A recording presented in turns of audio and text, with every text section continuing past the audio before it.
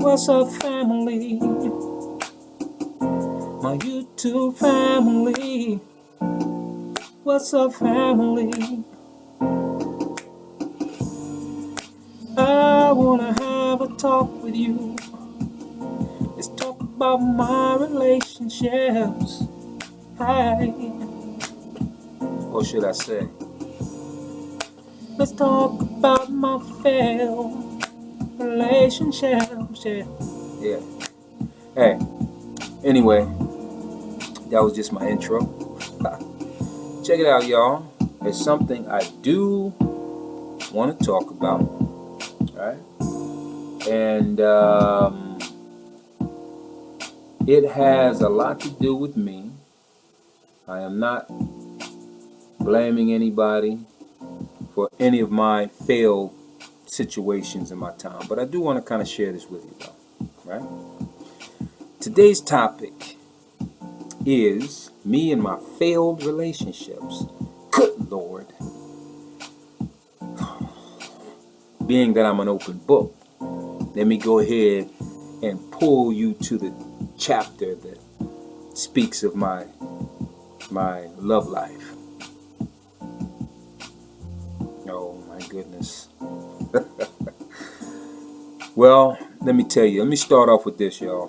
That I have been in and out of relationships. Of course, we all have, right? Most of us. The majority, I'll say 99.9% of the people have been in and out of relationships, okay? I am no exception to the rule. What's unfortunate is that I haven't been as lucky as some. And it's got a lot to do with me. Me having trust. Me having trust issues. That seems to have been one of my major setbacks in relationships, is me having the lack of trust. Now, where did that come from? I can only talk about myself. You know, I can only go back into my own history, my own relationship histories, and there's a lot of stuff I created myself. And it's a lot of things that my partner created, meaning whoever the partner may have been. So I'm here to simply share with you about my own faults, which, as you know, I'm a work in progress, and I'm still trying at my age. Yes, you don't give up until you're dead and gone. Okay, I believe that.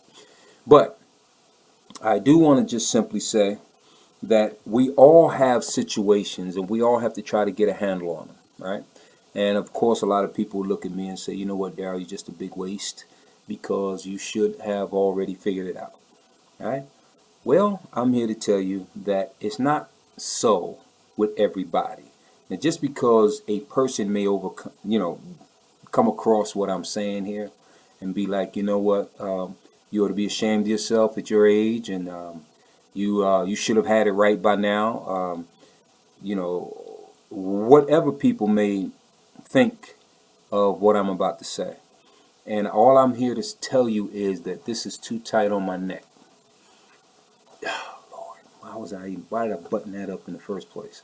All right, see, just like that. Why did I do that in the first place? That's how I feel in some relationships.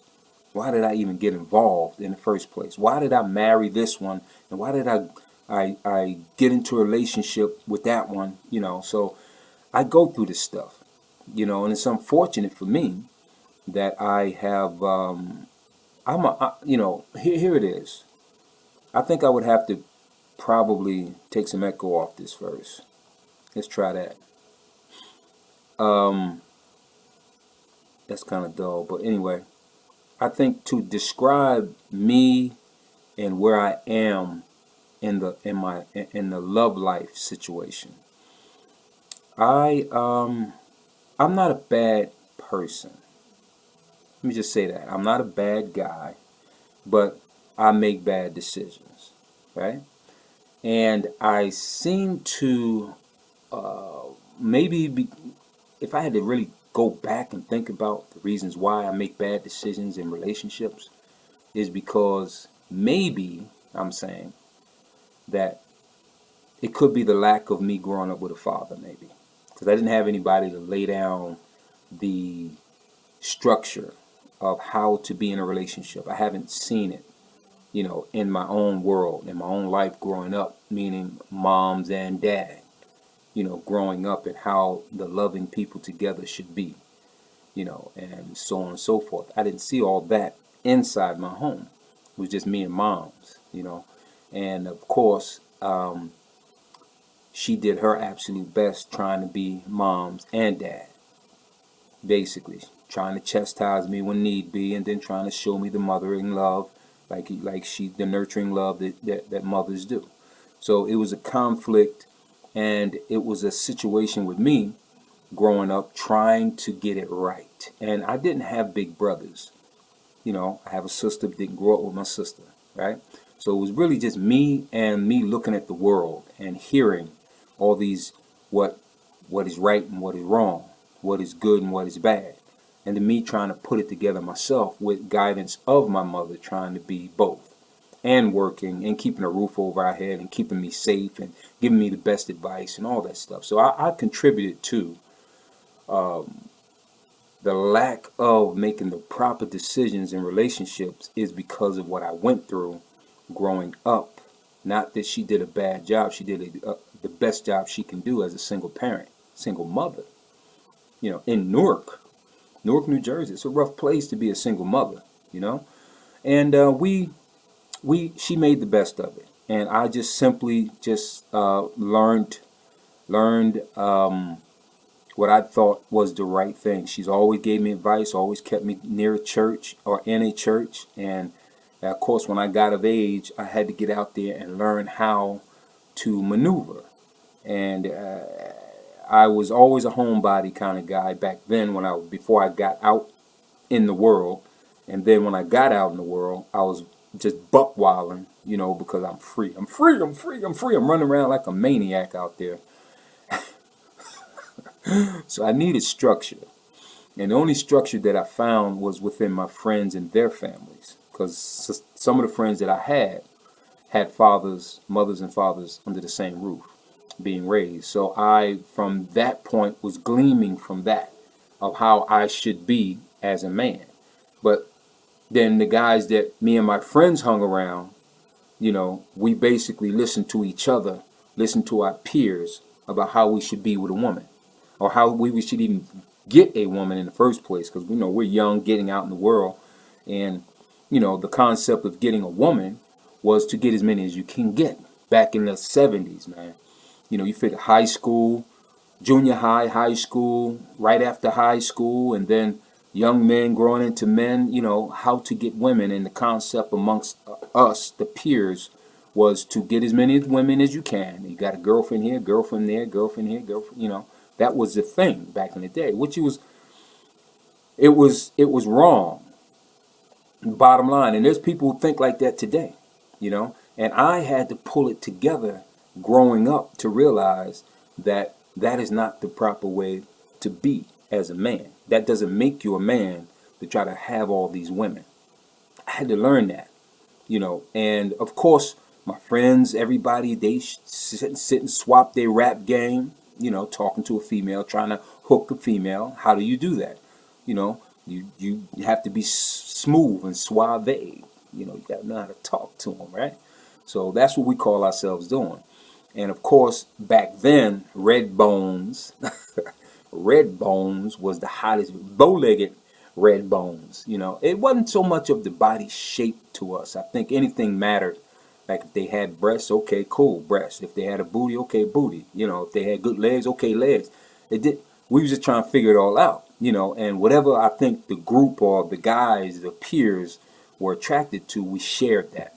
So it wasn't really kind of like, oh, she has to be built a certain way. It wasn't even that. It was just a matter of just having somebody who was a red bone, because red bone was in at the time. Not realizing that the darker the berry, the sweeter the juice. So we over time had to realize that women are the same, basically. There's no two women the exact same. We know that. We've come to learn that. So I'm telling you the beginning to get to where I am today and the way that my mind thinks and the issues that I still have. Growing up through all that, learning all these things, and then have to re-educate myself about women. And then realizing that, I think it took the time when I had children, when I finally got into a relationship, a marriage actually, got married and had my first child. My first child was a girl, and at that moment, I think a lot of that, even when I first got married, my concept of women changed somewhat. I was about 24. And my concept of women changed because now here it is, I am trying to be a one woman's man, right? And that to me seemed to have been, the way I was supposed to be, especially when they had programs on TV to watch that was black family oriented, like the Cosbys and a couple other programs. I said that first because that's what I remember the most. And then that is the thing that I try to look at and say, wow, that's pretty cool. I like that, and I wish I had that. So that's exactly what it was that I had to learn and glean from over, you know, over time growing up. So when I finally got married and had my first child, it now having the child really what really changed my mind 110% against the way that I have learned growing up as a man, what I thought was the right thing to be as a man. So, because I had to think about, wow, the way that I am or have been in my young days coming up before the marriage and everything and having children, that I was like a dog, uh, um, a hound for women, a dog and a hound for women, always barking after him, always trying to figure ways to connive to get a woman and be with the finest one. She had to be the finest woman, even though I couldn't afford it.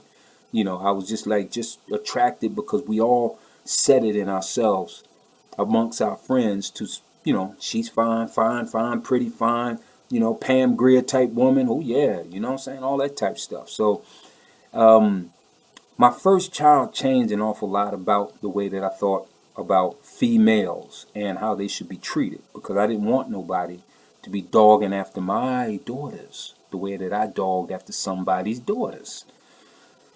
Yeah, and I wanted a son bad. I wanted to have a whole army of sons, and I wanted my first child. I just wanted all boys, really. So God had it that I had a daughter, and daughters first. So my first child came, and then I was very, very protective.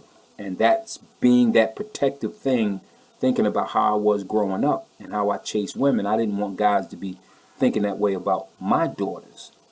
So now I'm like, oh, right.